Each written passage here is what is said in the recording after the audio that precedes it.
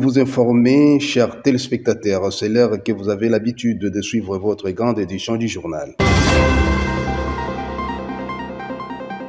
Ndenge toyaka kosambela na tongo ezali bilei ya molimo. Kolo Yesu na français bazo kobenge maître. Na lingala motei. Na Kikongo longi. Azaki na grade papa pasteur. Azaki na grade te.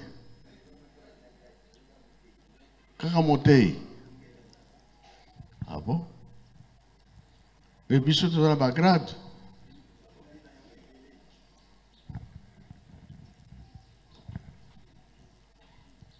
Nzambe wa biso tata molimo mosante na lingomba na yo opesi biso ba grade ebele batei bazali baselo bazali ba pasteur bazali ba chef de mouvement ti na niveau général. Bongo nini kotsa mutu na likolo? Ki mondimi. Mondimi. Ki mondimi papa yango de premier escalier. Ah. Aïe aïe aïe. Soki na komi na point wana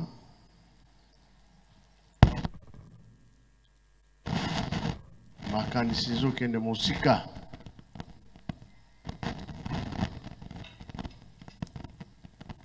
Pasteur alobi testament.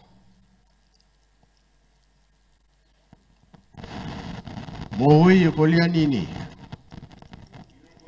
Biloko na ye ya na ye, abongo maloba. Wana nini wana?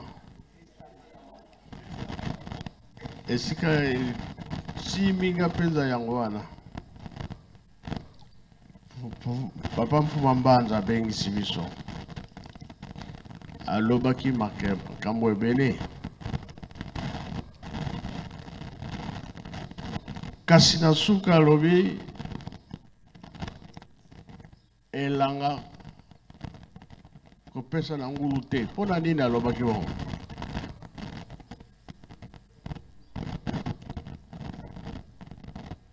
Kotala te ngulu asisa bilanga.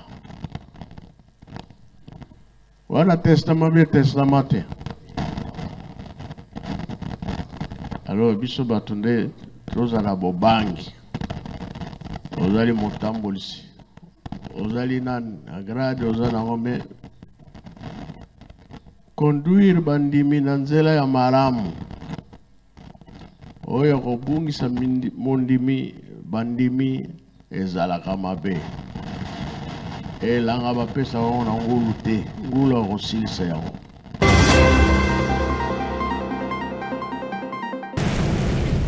L'après-midi de ce mardi 25 juin 2024 marque la fin de la visite d'État du président de la République en terre tchadienne. Juste après la cérémonie inaugurale de l'avenue qui porte son nom, rendez-vous a été donné au palais présidentiel de Djamena où le chef de l'État Félix-Antoine Tshisekedi Tshilombo a eu droit aux honneurs militaires en compagnie de son hôte, le président Mahamat Idriss Déby Itno.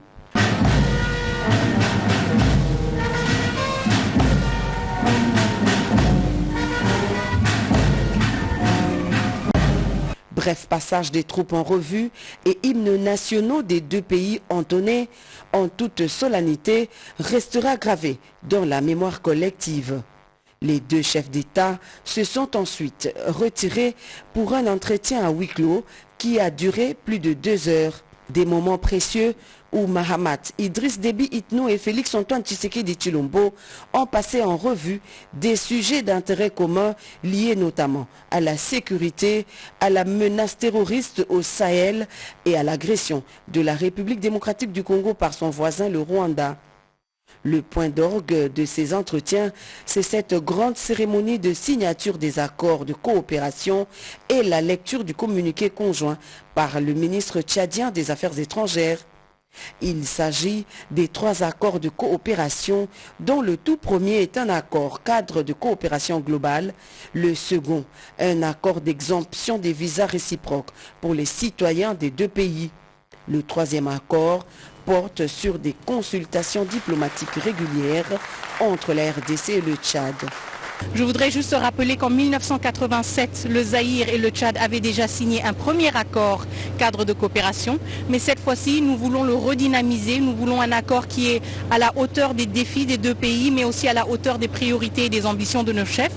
Et qui va aussi poser les jalons pour une coopération plus structurée. Et une coopération aussi qui répond justement aux exigences et aux attentes de nos peuples. Et juste un rendez-vous à ne pas manquer, c'est la grande commission mixte qui sera convoquée par la République démocratique du Congo. Ce sera un honneur pour nous d'accueillir nos amis tchadiens et d'approfondir ces discussions et de regarder comment dans les secteurs différents nous pourrons continuer notre collaboration, la structurer dans des domaines spécifiques pour le gain et le bénéfice de nos 2 peuples. À travers ces accords signés en présence de 2 chefs d'État, le Tchad et la République démocratique du Congo réaffirment leur volonté d'approfondir les relations économiques, politiques et diplomatiques. Avant de prendre la route de l'aéroport, le président de la République Félix-Antoine Tshisekedi Tshilombo a effectué un bref passage à l'ambassade de la RDC à N'Djamena où il a pris langue avec le responsable de la représentation diplomatique accrédité sur place et toute son équipe.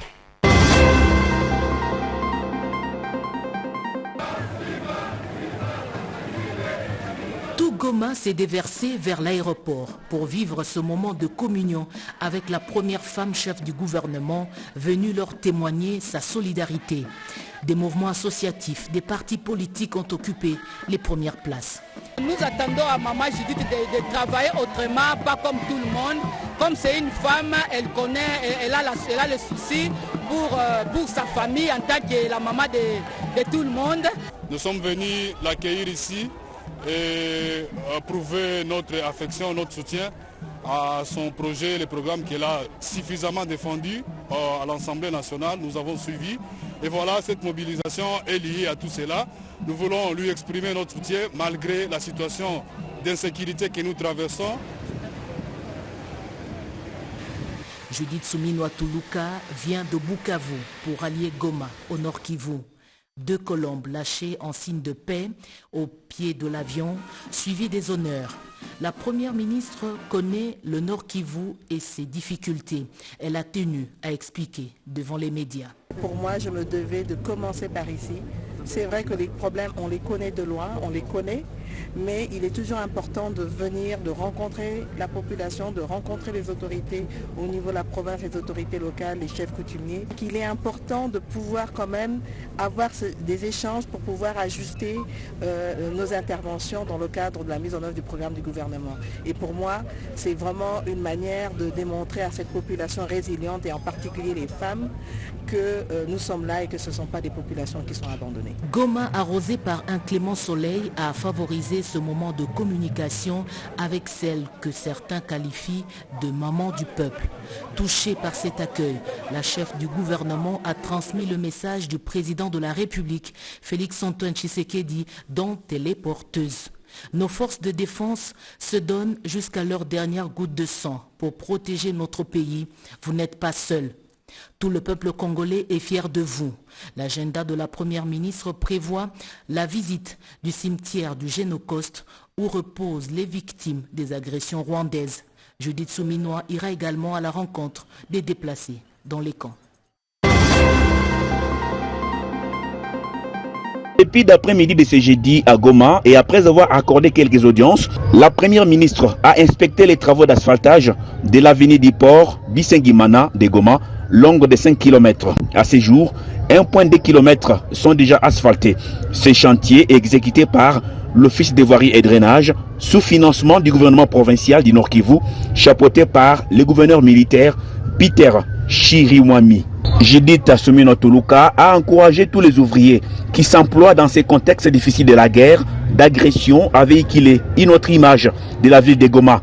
La chef du gouvernement va se rendre cet après-midi dans des camps de déplacés pour réconforter ces hommes femmes et enfants meurtris à cause des affres d'une guerre qui doit coûte que coûte prendre fin. Les blessés de l'hôpital militaire Katindo seront aussi visités. Selon les documents qui portent la signature du gouverneur Daniel Bumba, ce gouvernement provincial est de 20 membres, soit 10 ministres provinciaux et 10 commissaires généraux. Au ministère de l'Intérieur, Sécurité, Décentralisation et Affaires coutumières, c'est Mimi Bikela Mundele qui est nommé ministre. Aux Finances, Économie et Numérique, on retrouve Magloire Kabemba Okanja, ministre des Infrastructures et Travaux publics, Alain Chilungu, ministre du Plan, Budget, Emploi et Tourisme, Jésus Noël Cheke, à l'environnement, propriété et embellissement de la ville, c'est Léon Moulumba qui est placé à la tête du ministère. Bob Ami Soyoka est quant à lui nommé ministre des Transports, Mobilité urbaine. Ministère de l'Éducation et Citoyenneté, Jeannot Canon Larose. Au ministère des Partenariats publics, privés, commerce et artisanat, on retrouve Fantin Lukwebo Moussengo. Israël Kabenda, lui, prend le ministère de la Jeunesse, Hydrocarbures, Culture et Arts. En santé, hygiène et prévention, c'est Patrice Congo Abagazi qui est nommé ministre. Pour les commissaires généraux au sein de l'exécutif de la ville de Kinshasa, Raphaël Kabengo est nommé commissaire général aux affaires foncières, urbanisme, habitat et aménagement. Est nommé commissaire général au genre, famille et personnes vulnérables, Edith Kanefou Bahati. Commissaire général à l'agriculture et développement rural, Zachary Kandebingu Moulangala. Commissaire général aux affaires sociales, fonctions publiques et entrepreneuriat, Norbertine Matende Simiyama est nommé commissaire général à la communication, coopération décentralisée et porte-parole du gouvernement, Jared Babaka Fanzo. Commissaire général Kimbokusu Lungungu à la pêche et élevage, commissaire général aux mines, portefeuille nouvelles technologies de l'information et de la communication, Jackson Punga Chimankinda. Sont nommés commissaire général au sport et loisirs, Tom Kisenda Matondo, commissaire général à la formation professionnelle, réinsertion et actions humanitaires, Sylvie Chitoka Mbombo Mouswamba, commissaire général à l'industrie et énergie, Léon Junior Nembalemba.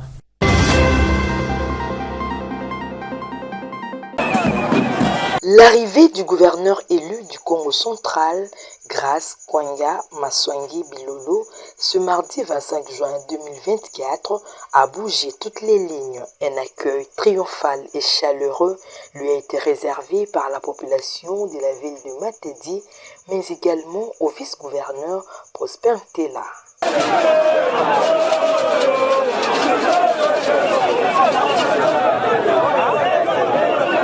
Cependant, l'autorité urbaine Dominique Kodiambete a remercié ses administrés pour cet accueil et souhaite ainsi un fructueux mandat aux autorités provinciales du Congo central.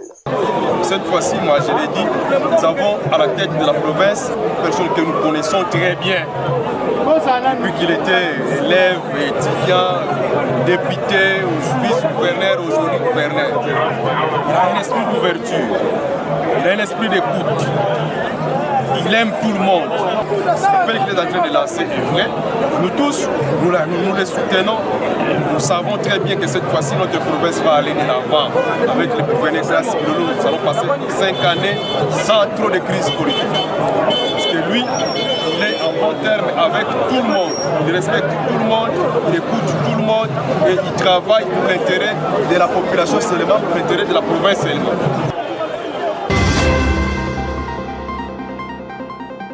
Les élèves finalistes du secondaire clôturent ce jeudi les épreuves d'examen d'État édition 2023-2024 pour éviter tout dérapage. Les responsables des différentes structures de sécurité ont pris des mesures pour empêcher des débordements. À Kinshasa, par exemple, la police nationale congolaise a interdit toute manifestation. C'est le commissaire divisionnaire adjoint Blaise Kilimbalimba qui l'a annoncé. Il suggère par ailleurs à ces derniers de garder l'attitude de prière en attendant le résultat.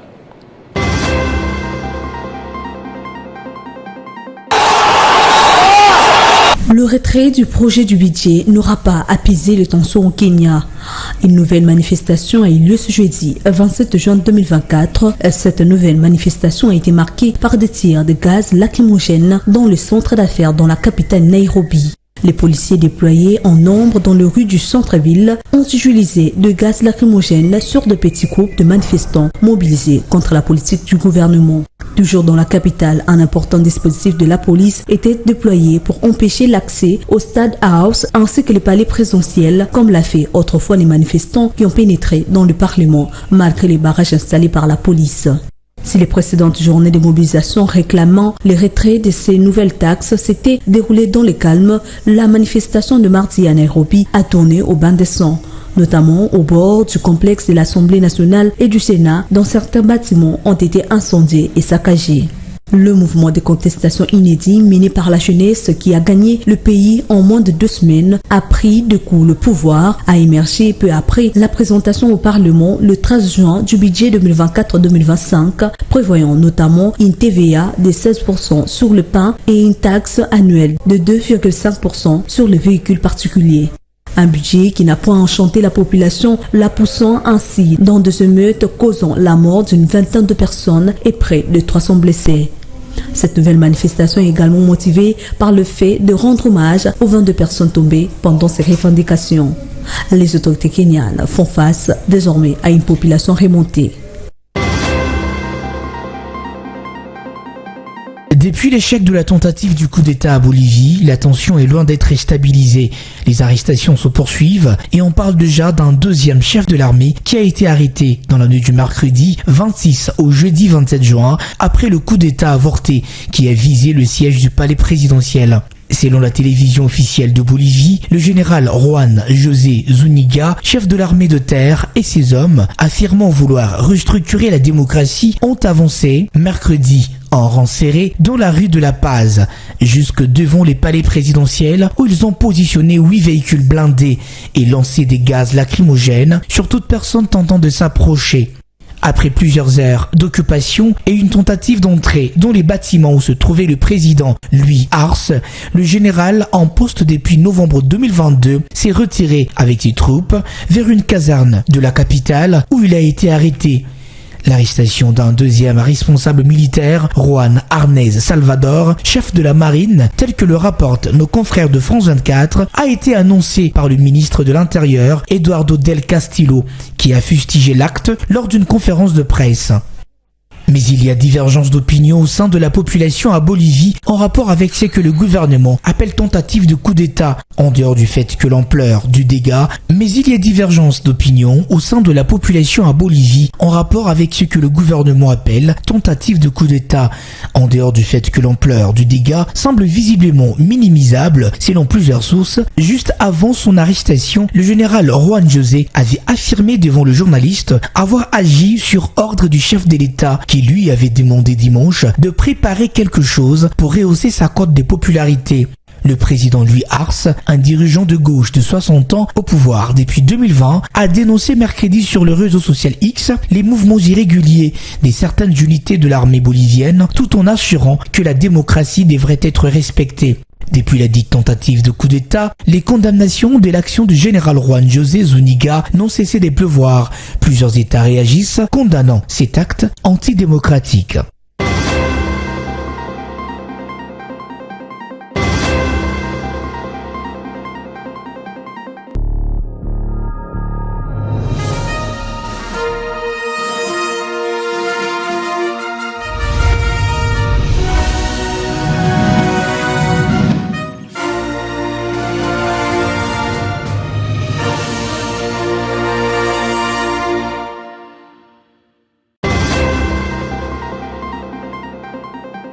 Mesdames et messieurs, nous voici arrivés pratiquement à la fin de cette session d'information. Merci d'avoir été les nôtres. Bonne suite des programmes sur la radio-télévision